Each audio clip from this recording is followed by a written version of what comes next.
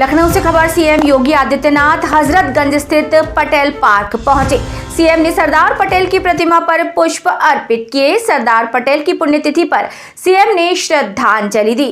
हजरतगंज स्थित पटेल पार्क में श्रद्धांजलि के बाद आम जनसभा को किया संबोधित। अगर लौह पुरुष सरदार वल्लभ भाई पटेल होते तो कश्मीर में धारा 370 आजादी के बाद, संविधान लागू होने के बाद कभी भी लागू नहीं हो पाती।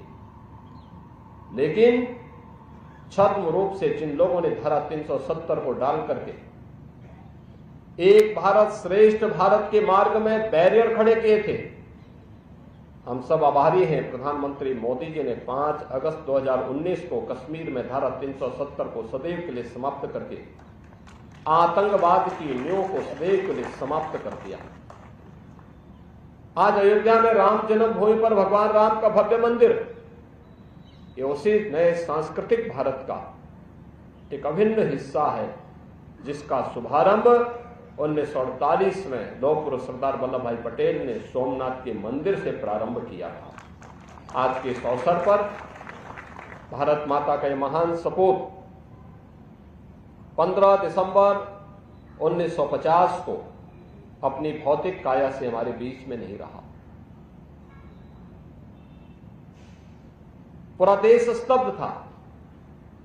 उनके नेतृत्व में भारत एक नई ऊंचाइयों को छूता। लेकिन लौह पुरुष सरदार वल्लभ भाई पटेल के न रहने के बाद आज उनकी संकल्पनाओं को मूर्त रूप देने के लिए जो अभियान देश के अंदर चल रहा है, ये अवश्य एक भारत श्रेष्ठ भारत की प्रधानमंत्री मोदी जी की परिकल्पना को साकार करेगा। पूरा भारत जानता है देश की आजादी के आंदोलन में लौह पुरुष सरदार वल्लभ भाई पटेल जी ने अग्रिम पंक्ति में खड़े होकर के देश की आजादी के आंदोलन को एक नई दिशा देने के लिए उस समय के नेतृत्व के साथ मिलकर के बढ़ चढ़ करके भाग लिया।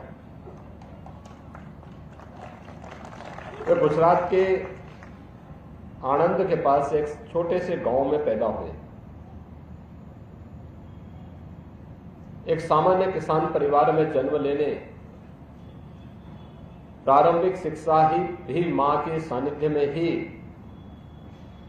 घर पर ही संपन्न करने के उपरांत उच्च शिक्षा के लिए वे इंग्लैंड गए। वहां से लॉ की उच्च शिक्षा प्राप्त करने के उपरांत भारत आए। लेकिन देश के अंदर आजादी का आंदोलन उस समय चरम की ओर बढ़ रहा था। वे देश की आजादी के आंदोलन में चले, चाहे वह चंपारण आंदोलन रहा हो, नमक सत्याग्रह रहा हो, भारत छोड़ो आंदोलन रहा हो, या फिर देश की आजादी से जुड़े हुए सभी महत्वपूर्ण आयोजन, उन आंदोलनों में बढ़ चढ़ करके भाग लेकर के भारत छोड़ो आंदोलन के दौरान उन्हें जेल की यातना भी झेलनी पड़ी थी।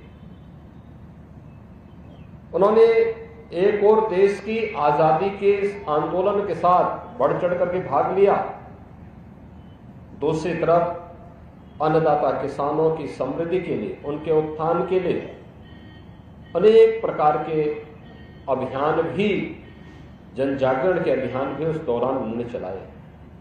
आज जो हम लोग गुजरात के अंदर सहकारिता के मजबूत आंदोलन को देखते हैं, इसकी पृष्ठभूमि में भी सरदार वल्लभ भाई पटेल जी का विजन है, जो आज वहां के हर अन्नदाता किसान को समृद्धि की एक नई ऊंचाई तक पहुंचाया है।